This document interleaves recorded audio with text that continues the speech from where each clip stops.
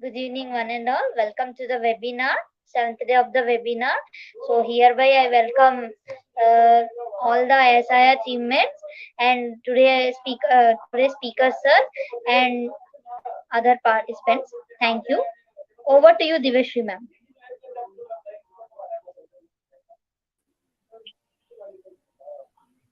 Good evening.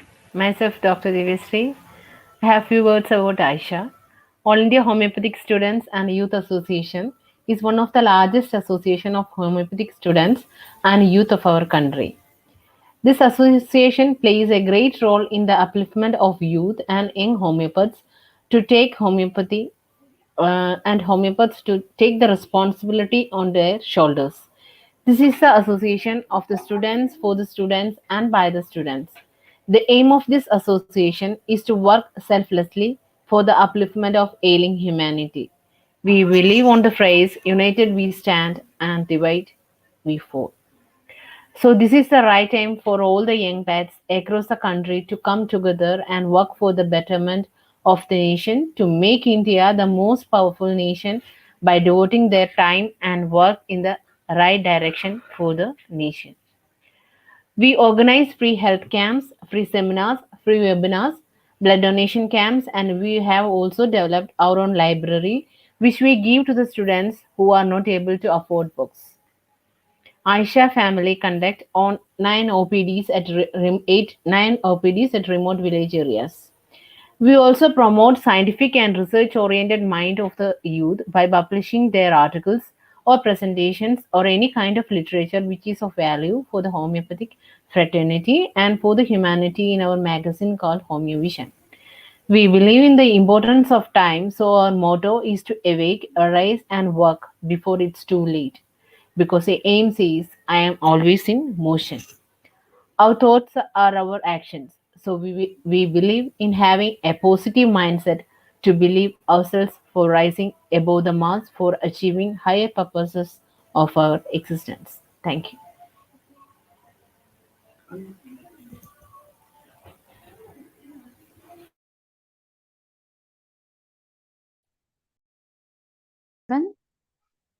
Hi everyone, I Dr. Jalishri Anjane will say a few words about Samragee Homoeopathic Clinic. Homeopathy is an based system based on the theory of treating like cures like homeopathy claims to stimulate healing responses to disease by administering substances that mimic the symptoms of those diseases in healthy people.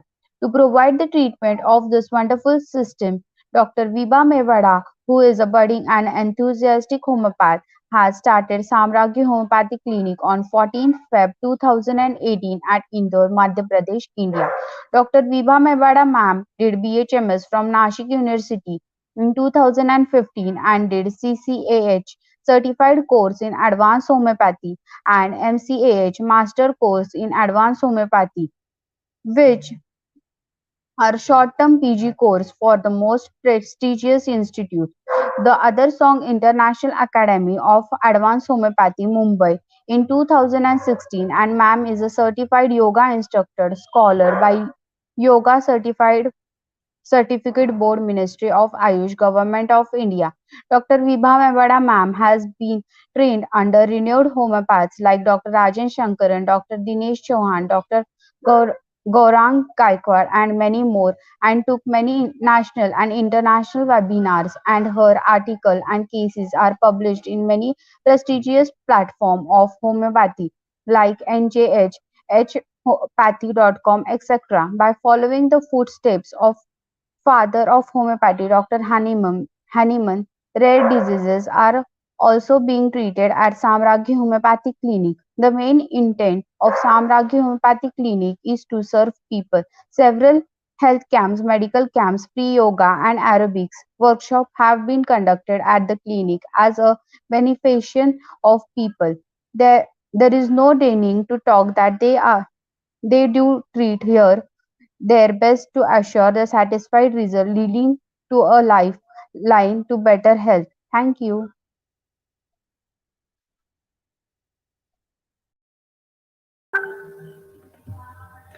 Hello, good evening, all of you. As we all know, our today's speaker is Dr. Rohan Bartake, sir. So, in short, I just want to introduce Sir here. Dr. Rohan Sir is among few full-time tobacco treatment specialists in India. Sir had bachelor degree in homeopathy from CM Patel Homeopathic College in Mumbai in 2005, and also did MBA in Social Entrepreneurship from Narsee Institute of Management Studies in Mumbai in 2012.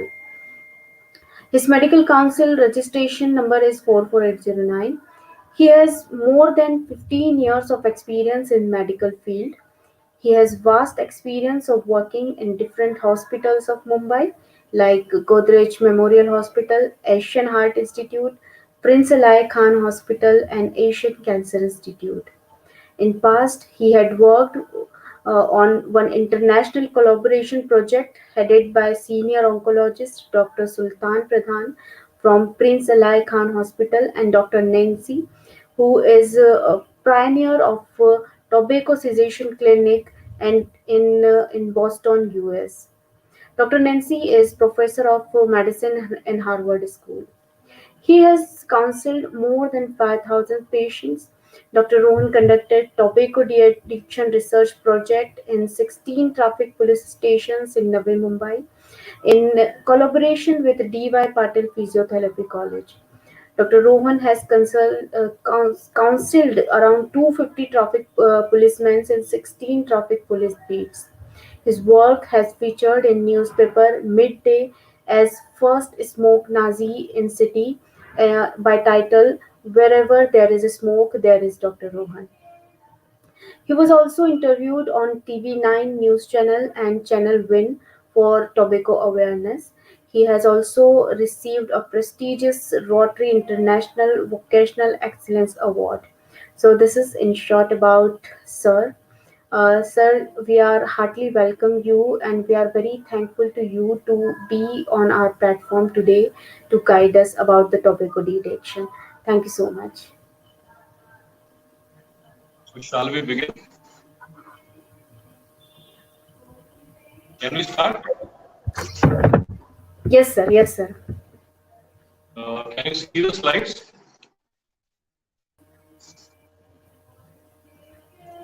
Wait.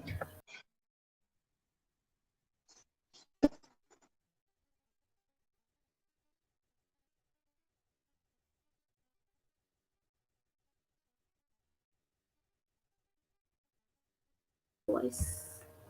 I'm happy that you have considered this topic because this is a very little information is available and very less known topic. Information is available, but it is available more in the awareness part. But information for the treatment part is there are a lot of misconceptions even among the medical fraternity. There is a huge misconceptions among people, but there is also misconception among the medical fraternity how tobacco addiction should be tackled. So. Why is it important to speak on this topic? Because if you are aware of the number of people consuming tobacco in India, you'll be shocked to know that there was this GATT survey, Global Tobacco Survey, which was conducted in it's an international level survey, which is conducted in almost more than 22 countries across the globe.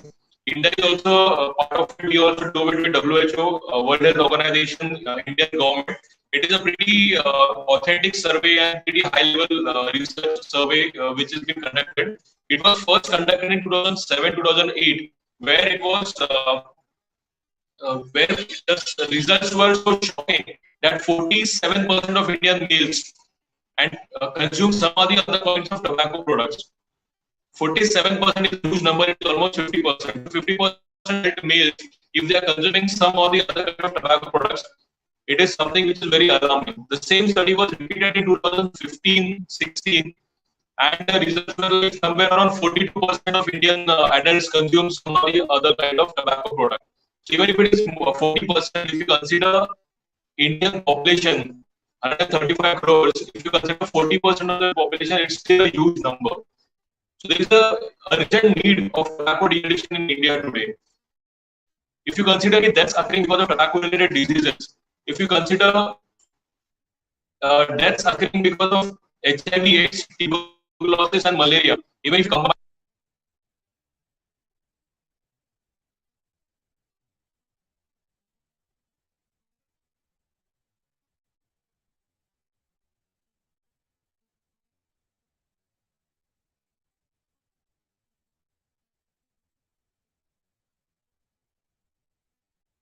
is beyond any pathy, but definitely homeopathy can play a very good role. I'll talk about the treatment part, and that we'll discuss about how homeopathy can play a very good role in treating this tobacco addiction patients. But before that, we need to understand what is so unique about tobacco addiction. We need to understand the basics of tobacco addiction. So I had requested the forum to have my topic as basics of tobacco addiction, because once you're very clear with the basics, then you can definitely help these patients with your homeopathic medicines. So as I discussed, tobacco, a huge number of population in India consumes tobacco products. So this to start with, where does tobacco comes from? Tobacco comes from tobacco farms. Now, tobacco farm is the only farm which doesn't require fencing. Why does tobacco farm doesn't require fencing? Because even animals don't eat it. Now, the point is not animals don't eat it. Point is why do animals don't eat it? It is because if you take the tobacco leaf from the tobacco farm and give it to the laboratory just to understand what are the different chemicals present into it, you will come to know that even in the green plant, even in a tobacco plant which is taken from the farm, even in that plant there are a lot of hazardous chemicals present which are not edible, which is not an edible plant. Over a period of time, what happens is when the cigarette making companies make cigarettes, when this BD making and other companies, other gutka and other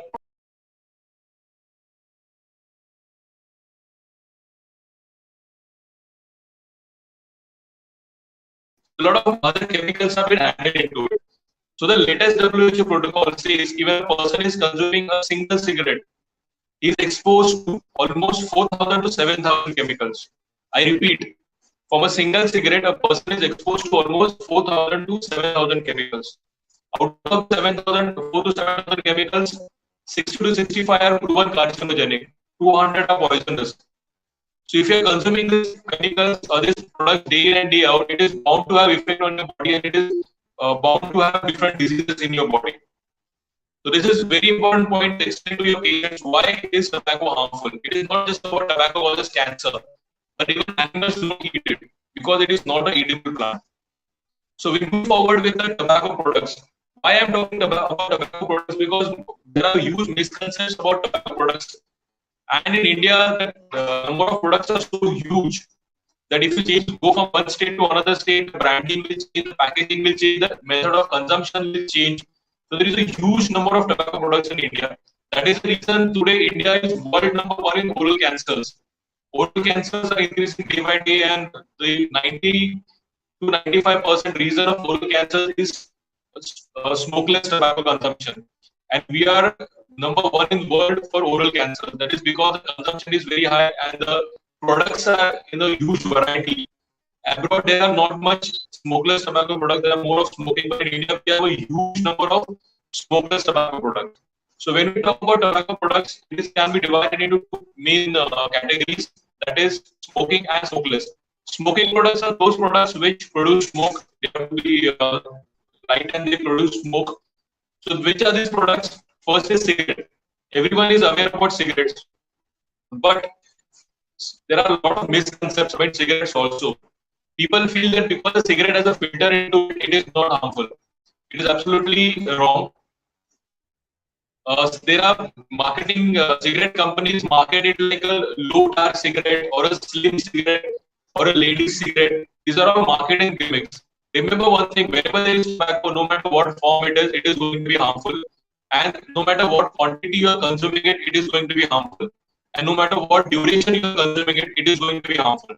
So these three things are very important to tell your patients, that no matter what product it is, no matter what quantity you are consuming it, and no matter what is the duration you are consuming it.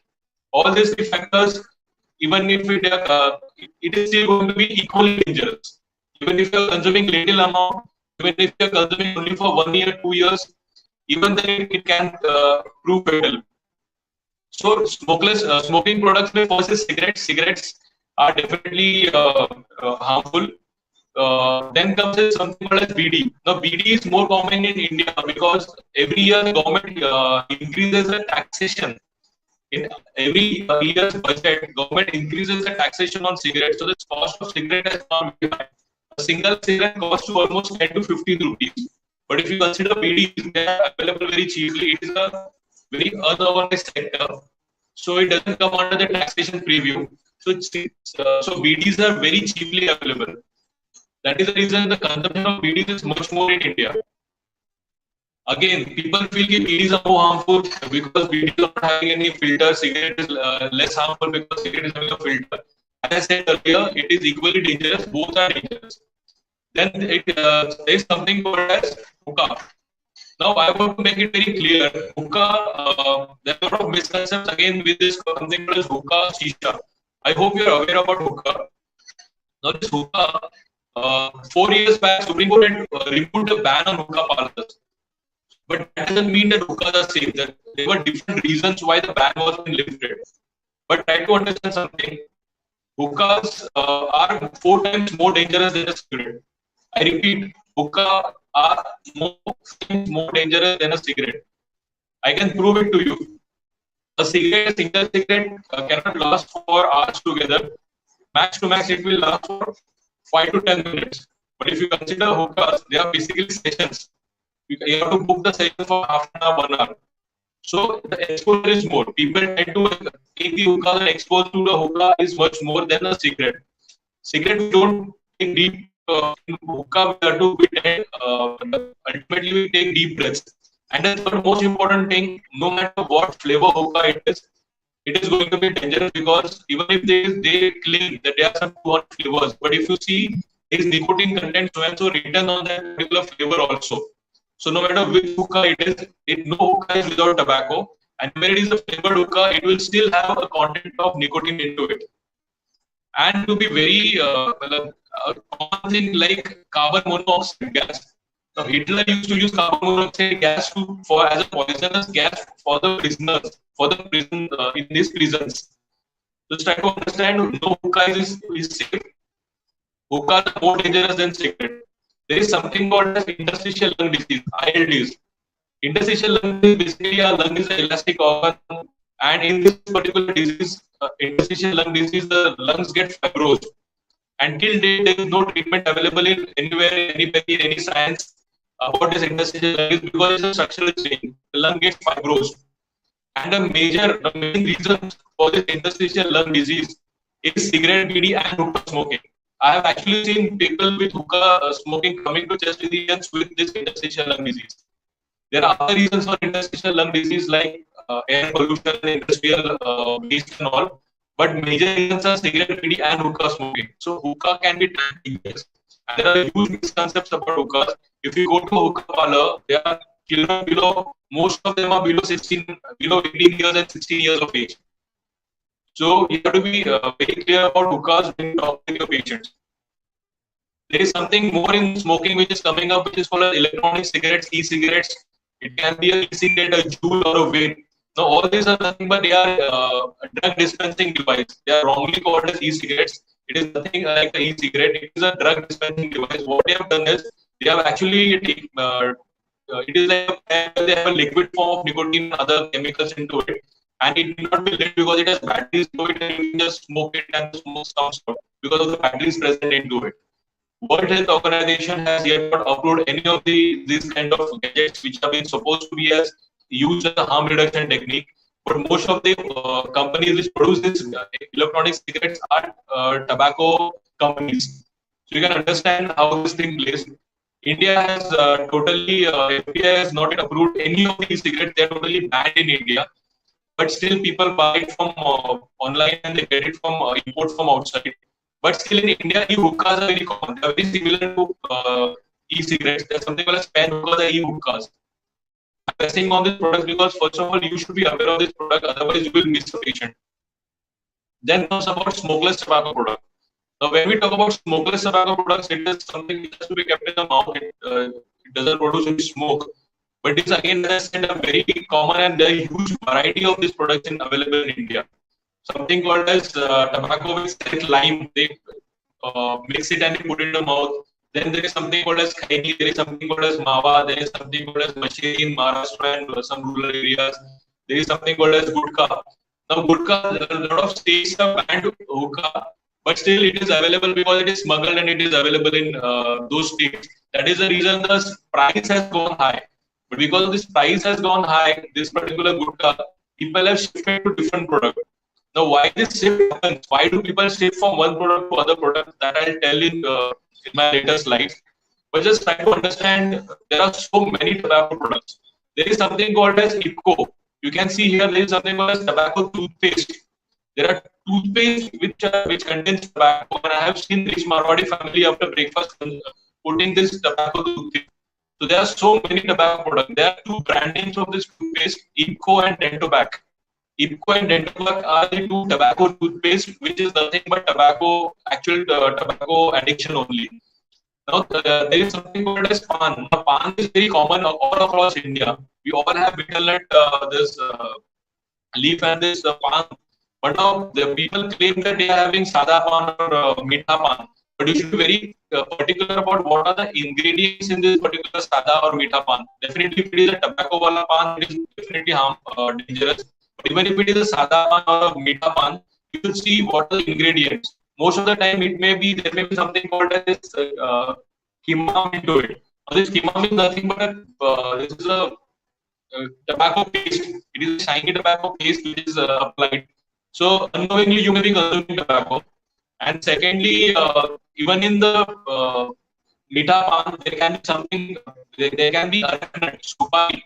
Now arachnut and tobacco are two different things. Supari and tobacco are two different families altogether. But it has the research has been proven with that even this supari consumption, even this arachnut consumption has a lot of effects on your health. That is the reason all these pan masalas. Now, what has happened is government has this law where it states that the tobacco products cannot be sold or marketed directly. So, this tobacco products come up with some pseudo products or some different products like the pan masalas. Now, Akshay Kumar does this pan masala ad, Ajay Devgan does this pan masala ad. This is something very sad. But they are actually promoting that particular brand because the same brand has a gudka product. So this is something called as pseudo marketing. It's a huge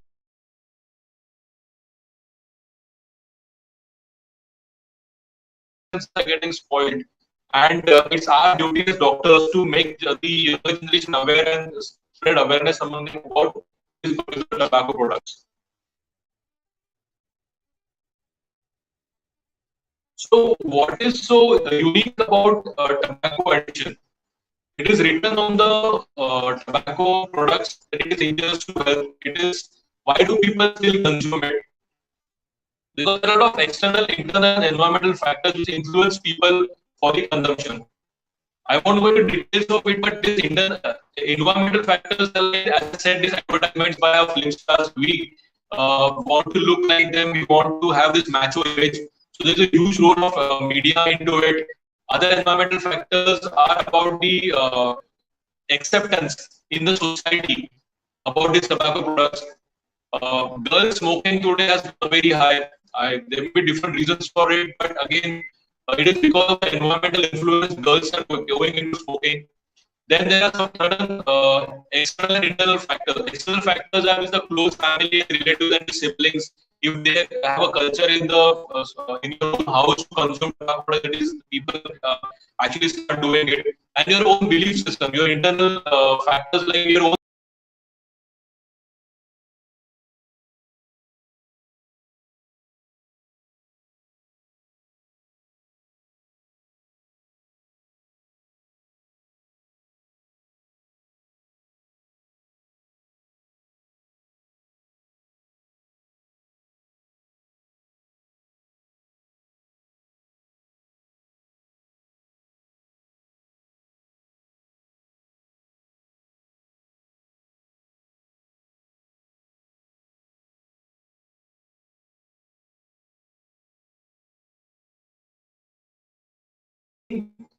is a chemical which is one of the most addictive substance in the world. Nicotine is very, very, very addictive. But means if 10 people smoke for the first time, 8 to 9 people can get nicotine addiction, can get tobacco addiction. It is that serious or that severe addiction. If you consider tea and coffee, they have caffeine into it. They can give you this of addiction. But if you consider narcotic drugs, they will give you this level of addiction.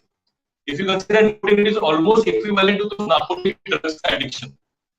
So it is easy for us to tell the patient that you should quit smoking, but it is very difficult for the patient to quit smoking because of this tobacco addiction is not just a normal addiction, it is a physical, psychological and behavioral addiction.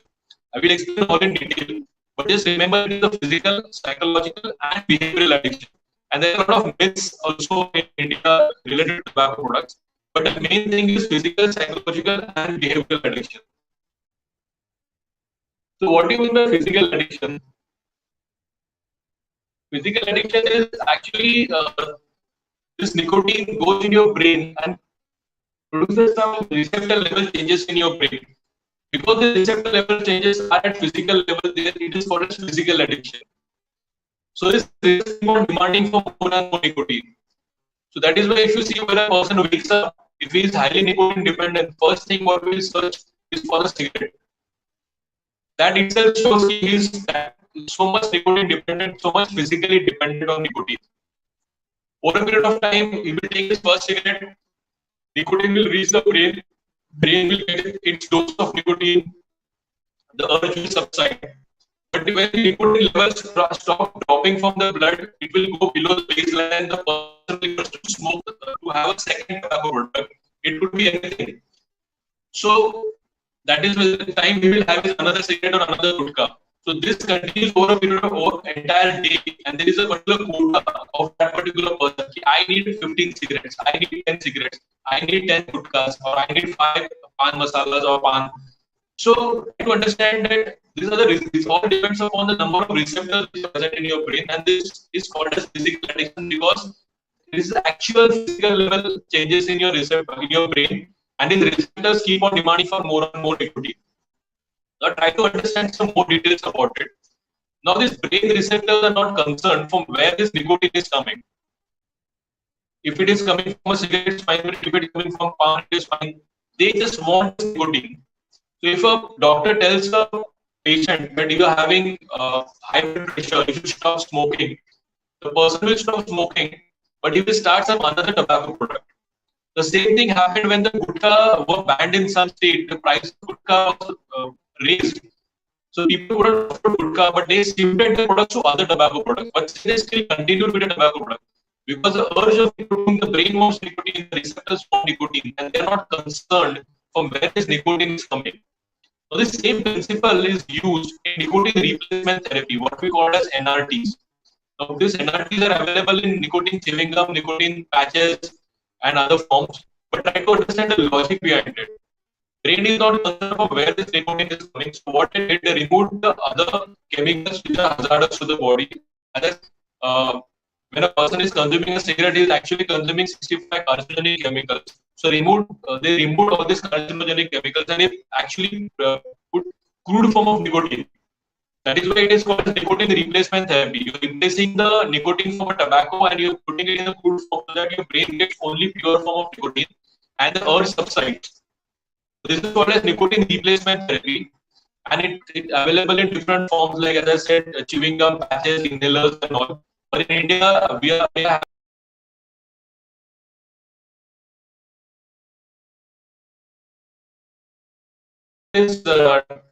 how this particular nicotine replacement therapy work. So the next addiction is psychological addiction. The psychological addiction, the word psychology itself suggests that there is a strong psychological association between that particular product and this that person's association between psychological association with that particular product. For example, a lot of people will tell you, yeah, I need to have a tobacco product to have smooth bowel movements or to pass stools. But as you see, there is no correlation between tobacco product and passing stools. If the person says he requires tobacco to have smooth bowel movements, he must.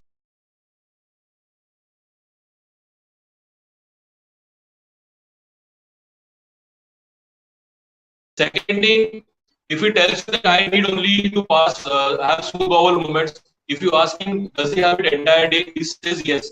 So tobacco, so smooth bowel movements was just an excuse. Third thing, as you all know, there is something called as gastrocolic reflex. If you have something in your similar in your mouth, there is a gastrocolic reflex which does your peristaltic movements, and because of that, you have your smooth bowel movements.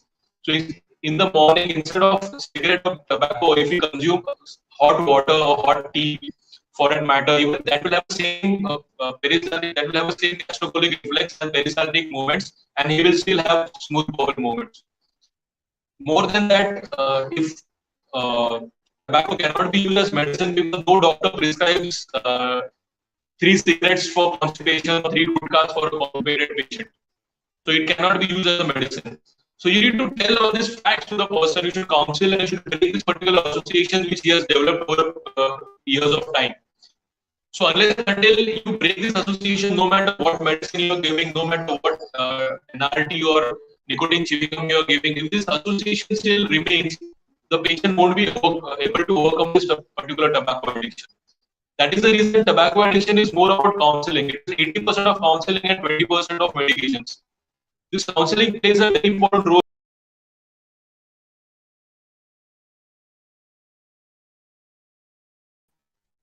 So this is called a psychological addiction. As I said, there is a strong psychological association. It could be with stress. People feel that when I stress, I need to have a tobacco product, or people feel that for creative thinking, I need to have a tobacco product or smoke. I need to smoke, then I can think properly. So all these are strong psychological associations which the patients have developed over a period of time. So this was about psychological. Then there is something called as behavioral addiction. The behavioral addiction means what? It becomes a part of your routine behavior over a period of time, and you start doing it subconsciously. So there is something called time, place, person, and thing. They will people will meet. They will tell you, I don't smoke as such, but when I only in evening time I smoke. That is time. Place is like I don't smoke, but only when I go to this place, like a club or a place where only then I smoke. Person is like I don't normally smoke, but when I'm with my this friends, only then I smoke. And thing is like associated with some particular thing, like with tea, I require to smoke, or after lunch, I need to have a pan or a tobacco product.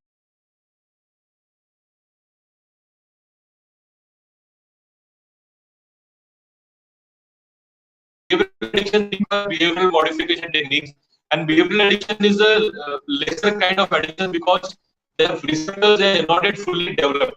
It has not become nicotine dependent, but there can be a combination. Most of the time, it's a combination of all three, but it may be possible that it is only a behavioral addiction also. That will come to know only when you take a detailed history of the patient and understand uh, which exactly his addiction is having. This is very important because that will change your strategy. This will change your strategy to talk to the patient. This will change your strategy to counsel the patient. So this is to understanding which addiction it is very important.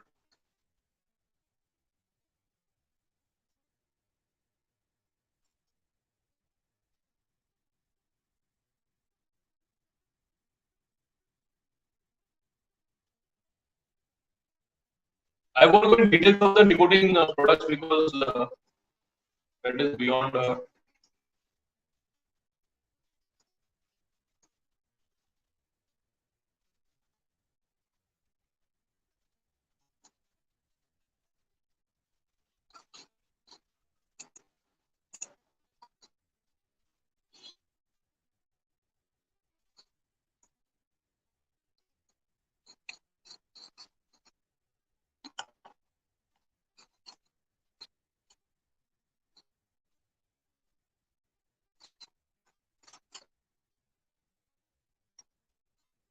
Elaborate doubts you have.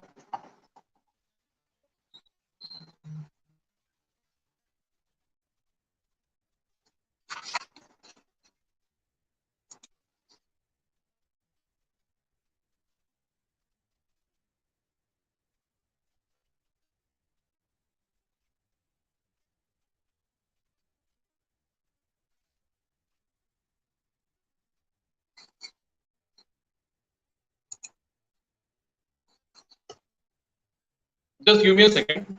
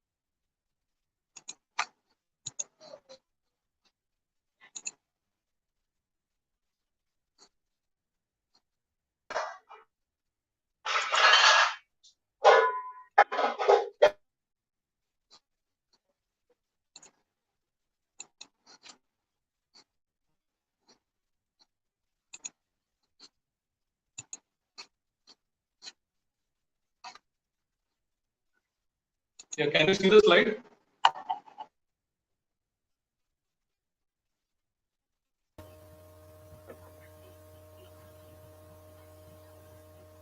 Yes, sir. Slides are there.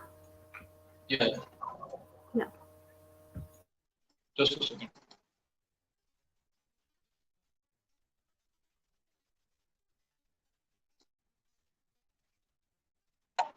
So this particular slide talks about the time duration taken from for a nicotine from a smoking product and a smokeless product to reach the brain. If you see the smoking product, there is a direct acid exchange which happens and directly it reaches the brain. So nicotine from a smoking product takes almost 6 to 10 seconds to reach the brain, while as a smokeless tobacco product, it will first go into the stomach, into the blood, and then it will reach. So it takes almost half an hour. If you consume a tobacco product, it will take more than half the nicotine to give that kick to the person. But what a person feels that it is not getting, so they will start, keep on consuming more quantity of it. But the absorption starts happening immediately within 10 seconds. If you keep your mouth, immediately it gets absorbed. So this is just to understand that when you're selecting the nicotine replacement products, the time is very important. The product should have the same effect on your brain with the nicotine replacement product therapy can give you. Because if there is a mismatch into it, the product won't work.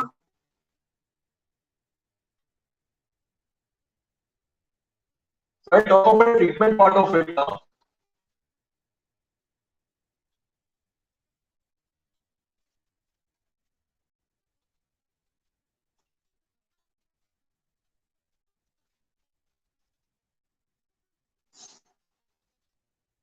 So WHO has basically designed a very good acronym called as 5A. These 5A's are basically treatment for tobacco addiction patients. As I said, tobacco addiction is not related to any pathy. It is a totally different science.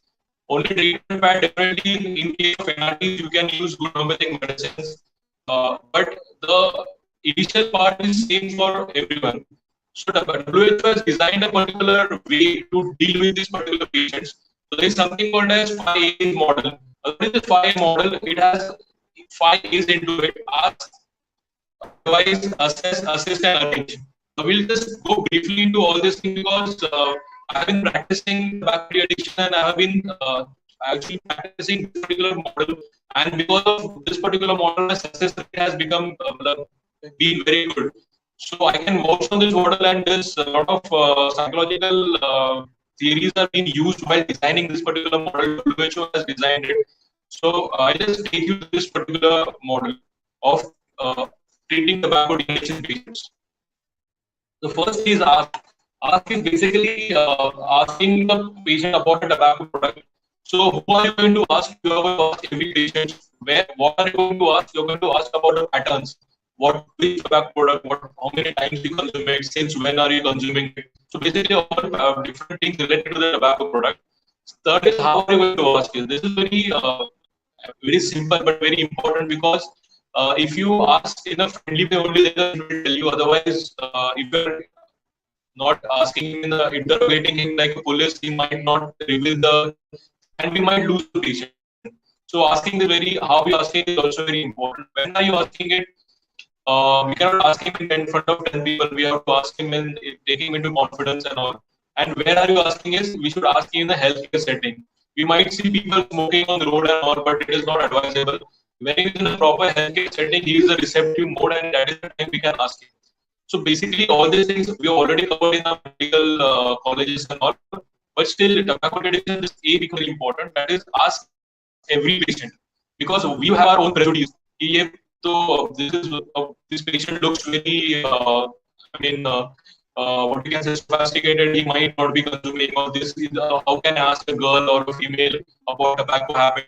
So these are all our prejudice. We should ask every patient and every time. Second is once you ask the patient directly moves on to the advice thing because we have to advise the patient about the seriousness of this particular thing. Your advice should be very clear and strong. Your gestures and your body language should convey that it is something very serious and the patient should think very seriously about it, about stopping it completely.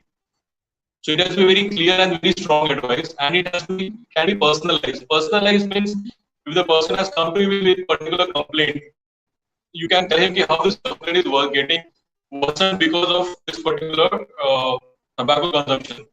In homeopathy, we talk about obstacles to cure. So if no matter what perfect remedy you are choosing, but if there are still obstacles to cure, so tobacco is one of the biggest obstacles to cure when you are treating the patients. Once you advise the patient, there is something called as assess. Not necessarily that once you advise the patient will immediately quit. Some might quit, some might not quit. So there is something called as assess, the third stage, where you have to assess the level of confidence and level of willingness.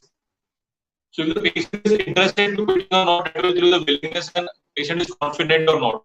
Patient may be willing to quit, but he may not be confident, or he may not be willing and not be confident. So there are these categories where we need to assess the person first. If he is willing to quit and he is confident to quit, then you can move to the next step directly, which is the assist stage. In assist, we have to assist him with a proper plan and proper strategy. But for those patients who are not willing or not willing and not confident, there is something called as 5 R's, which we'll talk later. But what is the assist stage? Assisting is basically assisting the person with a proper strategy. Now, again, there are different strategies given by WHO. There are simple strategies like this acronym called as STAR. This STAR acronym is nothing but when a person says, yeah, I want to quit, but I'm and I feel I'm confident about quitting, you tell me how to quit and I will do it. So for those kind of patients, you have to give the strategy, which is simple strategies. And for you to remember this acronym called as STAR, STAR, where S stands for set a quit date, T stands for tell your family and friends, A stands for anticipate challenges, and R stands for remove all the tobacco product. Now, S set a quit date. Setting a quit date is very important, but this is the way phenomenon. In India, I don't give the patient the quit date. I tell him today is your quit date, or max to max tomorrow is your quit date, because we cannot.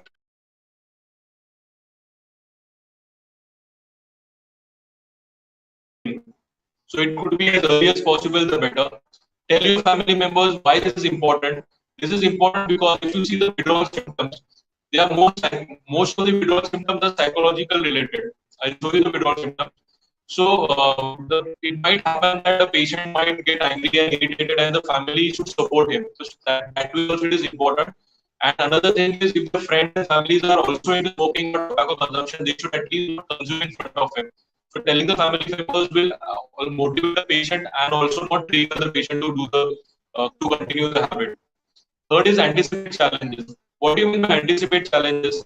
You should ask the person if you don't get tobacco product, what are the withdrawals or what are the inconvenience you get?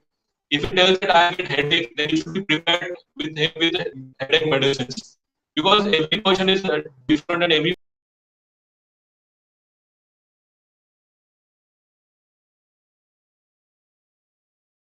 prepare for the challenges. So this is for anticipate the challenges and prepare him for facing these challenges, because otherwise that because of that challenge he will again get back to the same tobacco product.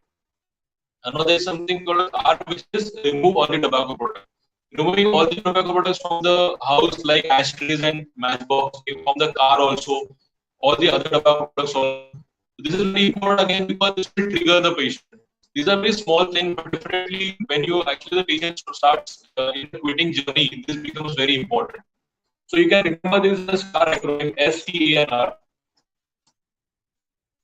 There's another strategy called as 3Ds, where it is danger situation, developing coping skills, and discussing and providing basic information. This is again the same thing like anticipating challenges. Danger situation is nothing but anticipating challenges. Developing coping skills is like there are something anger management skills, or we tell the patient to have some coping skills. Similarly, for tobacco addiction, when the urge comes, the urge lasts for like first 3 minutes it is very strong. Within 20 minutes it disappears. So this first 3 minutes the person is able to control himself by doing some coping mechanisms like 4Ds: drink water, deep breathing, delay technique, and distract yourself. So this is nothing but a coping mechanism. 4Ds, you need to remember: drink water, deep breathing, delay the urge, and do something else or distract yourself. So these simple techniques will help the patient to remain overcome the urge in that particular first 3 minutes. And discuss and provide basic information. Providing basic information, as we are explained in the beginning, about the tobacco product, about their psychological associations. I mean, all scientifically we can explain them how the product is affecting you, and remove all the misconceptions what he has regarding that particular tobacco product.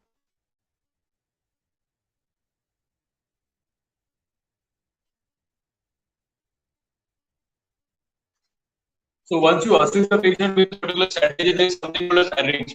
Now arrange is because arranging the follow-up.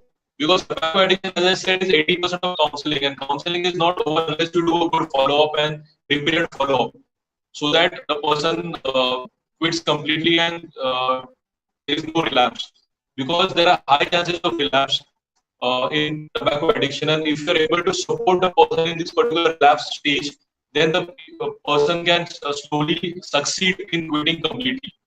So these are 5 A's: ask, advise, assess, assist, and arrange. So if you follow this thing, this seems very simple. It is simple, and if you stick to these things, as I said, your chances of success, your success rate of helping the patients to quit will definitely increase. This is my personal experience. And then, if you remember, we had spoken about those patients in the assess stage where they are not confident or not willing. There is something called as 5R stage. This 5R is nothing again, very simple. That is relevance of quitting, risk of tobacco products, rewards of quitting, roadblocks of quitting, and reputation.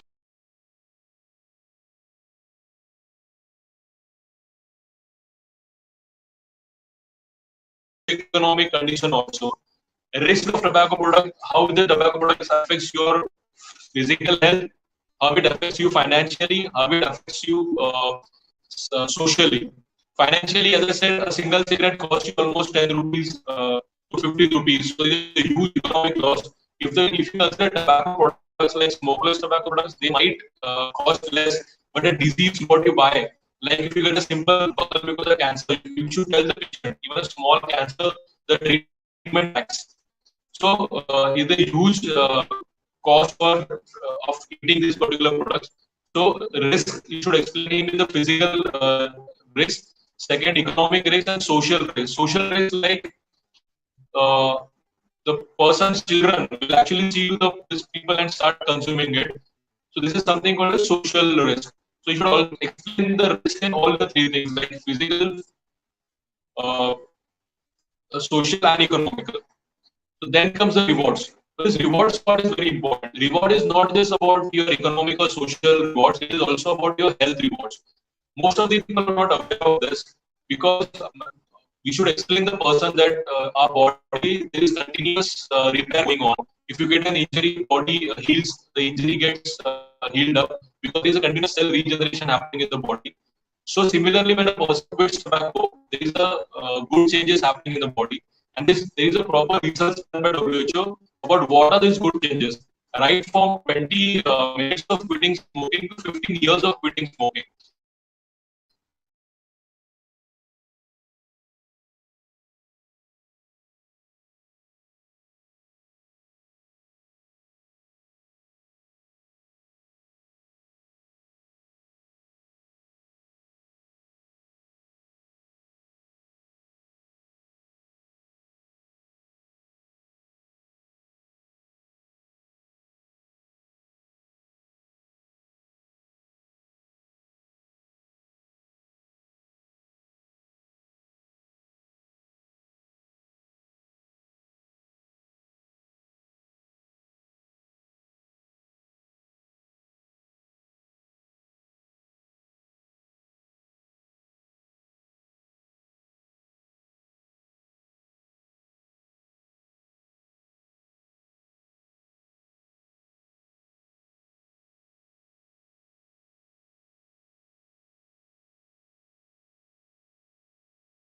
rewards. So this is something which is very important to explain to the patient or the person who is quitting tobacco. Hello, am I audible?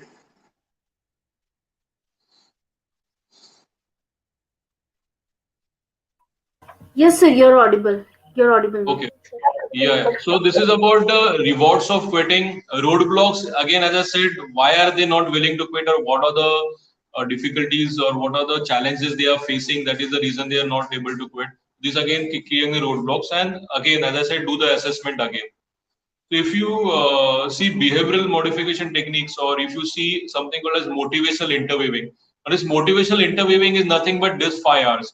If you study motivational interweaving properly, you will understand this. Basically, they are covering this particular 5 hours while talking to the patient. So once this WHO has designed it so beautifully that once you conduct all these 5 hours, you are actually doing motivational interweaving.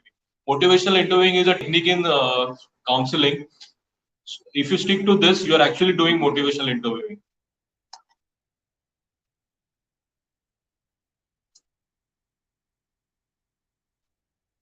So these were the tobacco. This you can see the screen, right?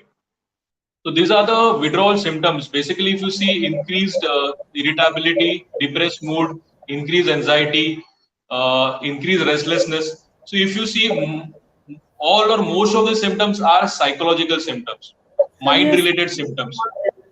Sorry to disturb, So sir. Your screen is not there, sir. PPTs are screen not here. not. Oh, अच्छा अच्छा एक second ये बीच में वो cut गया था just a second Yes, sir.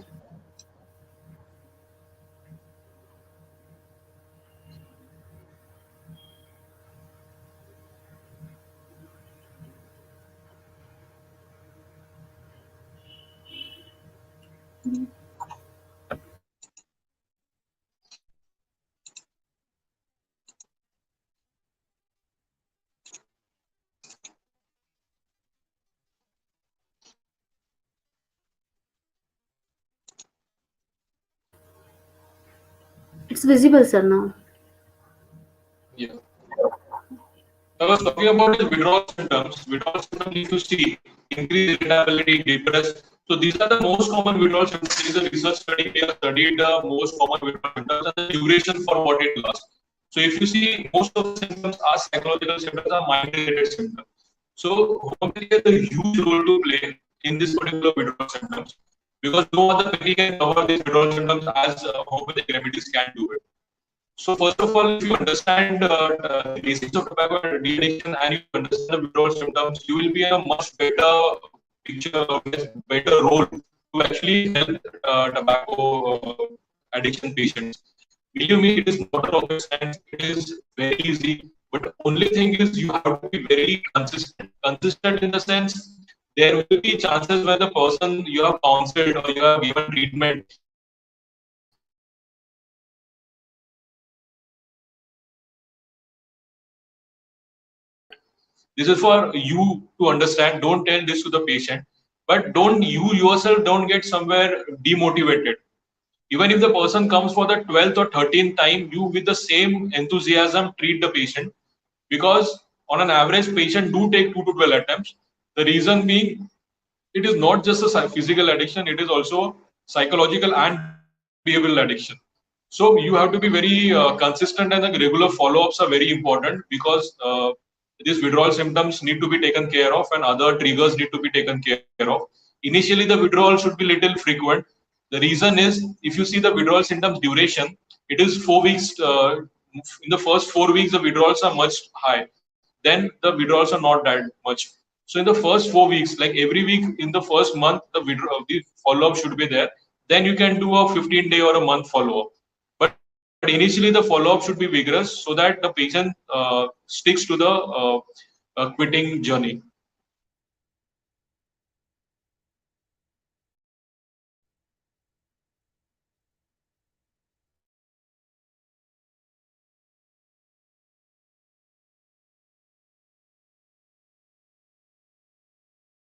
Tobacco de-addiction, it is a psychological general theory, which is there are stages of mind called as contemplation, preparation, action, and relapse. So just to give an example to explain you this, if there is a fat person and if you tell that fat person that you are fat, you will face a lot of health issues, you should reduce weight. But a fat person tells you back that I don't feel I'm fat. That means he's in a pre-contemplation stage. He has not even accepted or even thought that he is fat. Same thing happens with a smoker. If you tell the smoker it is injurious to health, he will tell you that I'm okay with it, I'm fine with it, I don't think it is harming me. So this smoker is also in a pre-contemplation stage. Second stage is the contemplation stage. This contemplation stage is where the fat persons actually start thinking, here I think I'm fat, so many people are telling me. Or the smoker starts thinking that I should stop smoking, people are telling me, doctors are telling me. But they have not stopped it, they are just thinking. So this is the contemplation stage. Then there is something called as preparation stage, where this fat person will pay the this amount for the gym, but he will not start the gym, he will just pay the amount. Same thing, the smoker will give a quit date. He has not stopped it, but he will give a quit date. And then comes the action stage. After the preparation stage, there comes the action. Action stage, the fat person has already started going to the gym, so it is action has been taken. So this is action stage. For a smoker, he has crossed the quit date and he has stopped completely smoking. So this is the action stage. So after the action stage, there comes the maintenance or relapse. Now with the fat person, what will happen? He will either continue to going to the gym, or he will go for a week or 15 days and again stop going to the gym. For the smoker, we might continue to not smoke for a week or 15 days, but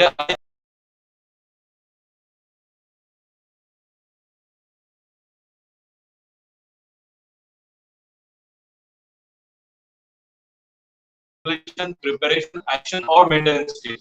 You should also be very clear which stage the person has come to you, because tobacco addiction, 10 out of 7 people want to quit. So some people must have tried on their own different things on their own. They must have tried NRT or nicotine chewing gums on their own. So you should understand which stage this person to you is, so that will help you in deciding your strategy of counseling. So this stages of mind is also very important. Another thing, why do people get into addiction? Dr. Anand Nankar, he is a serious psychiatrist. This is just about addiction, I'm telling you. It has nothing to do with tobacco. But why do people get into addiction?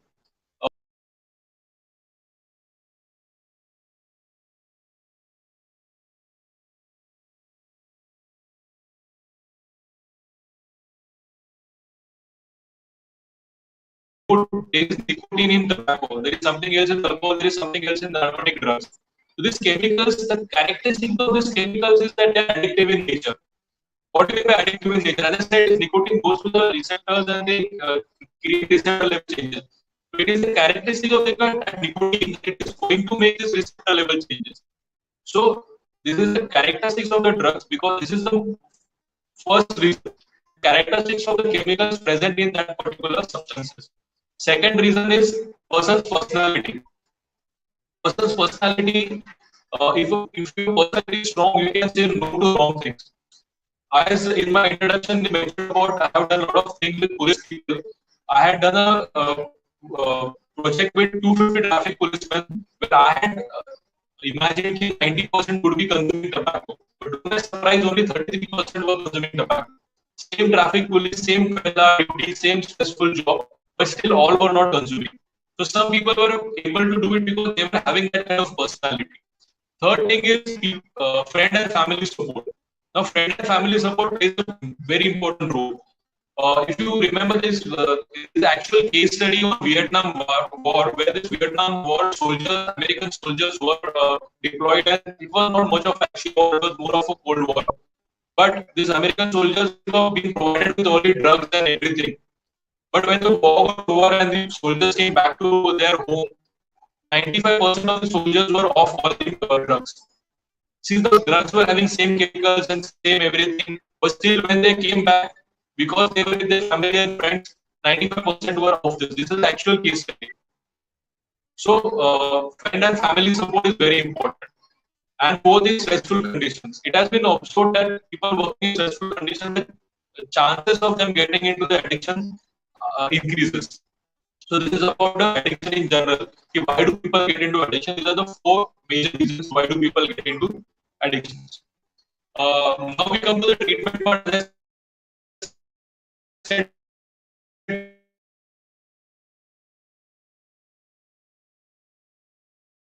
withdrawals or some inconvenience or some symptoms, you can also think about homeopathic remedies. There are different homeopathic remedies which have been which you can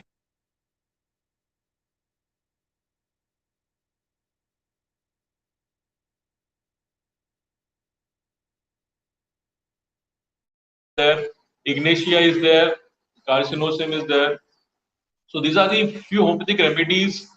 I have not used, to be very frank, all of them. I have used only some of them.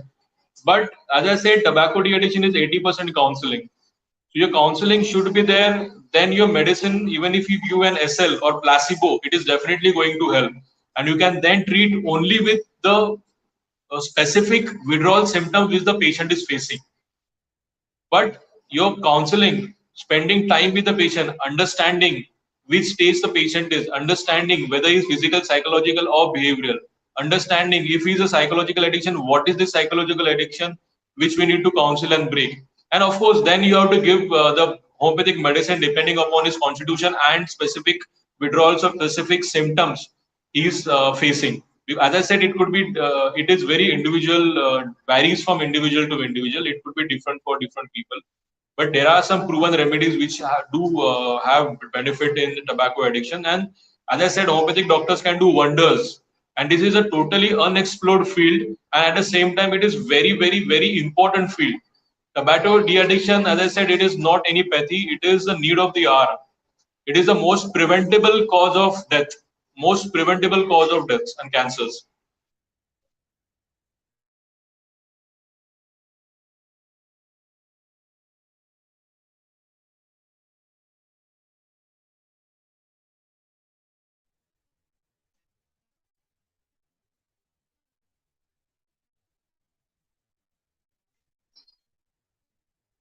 Dr. Vibha, we can ask questions. Yeah, sir. Just what I'm checking for the questions.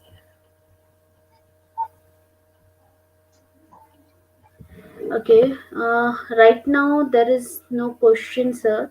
But sir, I'm interested to ask you one question regarding the topic. That as we saw that if people are coming and they are tobacco addicted, so many excuses are there to leave tobacco for them. So what are the few rare things patients share to you, like Commonly people says that ki if we are not taking tobacco, we are unable to go for the stool or something like that. So what are the rare conditions patient asked you about this thing, and how you resolve about their thing? Yeah, it's a very good question. Basically, people will tell you that even people who don't consume tobacco, they have cancers. Then people will tell you why government is not banning it if it is so dangerous and all. So you need to answer all this very scientifically. Like for the first thing, if even if people don't consume tobacco, even they suffer from cancers. It's like Doctor. I have worked with Dr. Sultan Pradhan sir. He's a senior cancer surgeon, and he has answered this question very wonderfully. When we are born with certain genes. Now these genes decide our genes we get from our parents, and these genes also decide our color, our height, our eyes color, and everything. Now we are also aware that these genes also decide at which disease I'm going to suffer in future. Like in diabetes, yeah, it is genetically transferred disease, and there are a lot of other diseases which are genetically transferred. Similarly, a 3-year-old child may also suffer from cancer. That is because the genes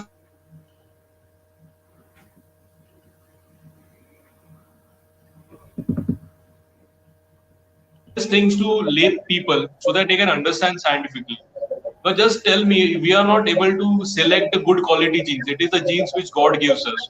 But for tobacco, no one is forcing us to have tobacco. It is that we will who will be consuming it. So you should tell all these things scientifically to the people because they will be challenging you with all such questions. One more thing, today cancer, tobacco is not the only cause of cancer. There are a lot of other causes also. But if two people are driving a car and one person is drinking and driving, the chances of the person getting accident is the person who is drinking and driving. A person who is not drinking can also meet with an accident, but the chances of person who is drinking and driving, he has increased the risk by drinking. He has increased the risk of accident. Similarly, today we are living in a world with so much of stress, pollution, adulterated food, the chemicals in our food and everything. And if you are on that diet,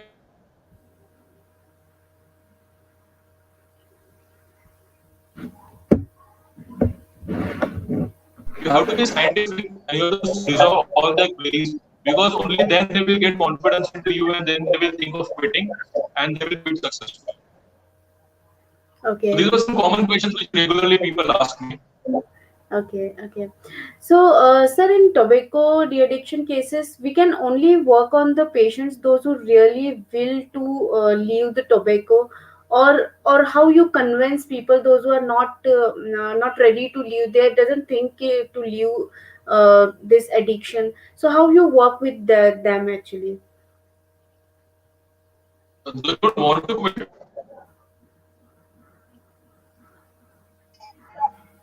Sorry. Hello. They don't want to quit. Yeah, sir. Means we can work with the people, those who really want to quit the tobacco, but those who are Yeah, not willing to quit the tobacco, to them, exactly. how you encourage them? Exactly. So that is what I said. There is something called as pre-contemplation stage, contemplation and preparation stage. There will be people who will come to you as in the pre-contemplation stage where they don't want to quit. But believe me, in my personal capacity and experience, that this proportion is very small. And once a person comes to a doctor, even if he's not willing to quit, he will not convey that to a doctor and he will still listen to you. So you have a huge opportunity. Doctors are blessed actually because people listen to doctors and patients come to you when they are not well. So that is the best time to catch them and tell them to do all those things which will help them to get better. Now, if a person comes to you and if you give him a good diet and exercise, he will do it. At the same time, if you tell him about tobacco, he will do it. Because at that time, his main concern is to get out of the disease and become healthy. So he will do all the things required to do that. So when a person comes to a doctor, he should definitely, as I said, you should ask every person and you should advise every person about tobacco addiction. No matter which stage he is, even if he is not willing to quit, you should still explain him. And he's still not willing, you can tell him whenever you think of quitting, you can come back to me. We will help you to quit.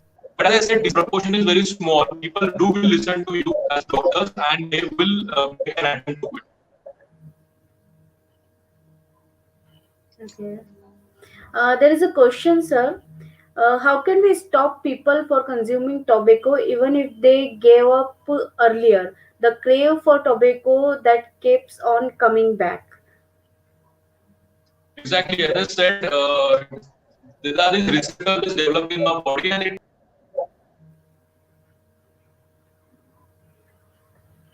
4 weeks is a normal time. And initially, they will face strongly with this particular urge. Uh, so we can give them something. They can, depending on any specific withdrawal symptoms, you can prescribe them homeopathic medicine. And for others, you can give them some coping mechanism techniques. Like I said, drink water, deep breathing, breathing technique, distract yourself. Ask them to involve in some exercise. See, what happens is basically when this nicotine reaches the brain, dopamine is released. A similar dopamine is released when a person does exercise. So you should encourage the person to do exercise also. And you should teach the patient some techniques which will help him to overcome that particular urge. As you said, the patient gets a strong urge and he again gets back to it. So in that particular urge time, first 3 minutes the urge is very strong and then it disappears. For the first 3 minutes, you should train the patient to do certain things, keep himself engaged. If you're more than two senses are engaged, you can overcome the urge. So you can play mobile games where your eyes have 9 and hands are involved. You should involve more than two senses of yours so that you can overcome that urge. Yeah, thank you, sir. Sir, in your practice, how many percentage of people you can find out those who are 100% quitting the tobacco addiction and they doesn't start again? So, how many percent As I people? said, my success rate was almost 57 to 67%. I mean, Mhm. out of 100 people, more than 50% of people quit completely. And when I said quit completely, it is after 6 months of follow-up. It's not that he is not having it for 1 week or 1 month. We do 6 months follow-up, and after doing 6 months of follow-up, the success rate is almost 57 to 67%. Internationally, 20% is also supposed to be very good because de-addiction has a very poor success rate. So 50, more than 50% is pretty good. And as I said, tobacco addiction is the most simple addiction to overcome for a doctor to treat actually because there are no the withdrawal symptoms are not that severe. Patient won't get into psychosis. It can be taken care at take care level. All the withdrawal symptoms of tobacco addiction can be taken care at take care level. Not like alcohol or other narcotic drugs where they may require rehab centers and because the patient might go in psychosis. That is the best part of tobacco. That is why I'm urging more and more people to actually practice tobacco de-addiction and help more and more patients because there is nothing life-threatening going to happen if the patient quits tobacco completely. What will happen will actually good things will happen. Yes, because of it, the habit of so many years, they will face difficulties, they will face strong urge. But if you support them properly with counseling and with the homeopathic medicines, definitely they can come out of it. Okay. Okay. Thank you so much, sir. So, I can't find any other question here. So, thank you so much, sir, for enlightening us with the great knowledge about My the pleasure. tobacco addiction.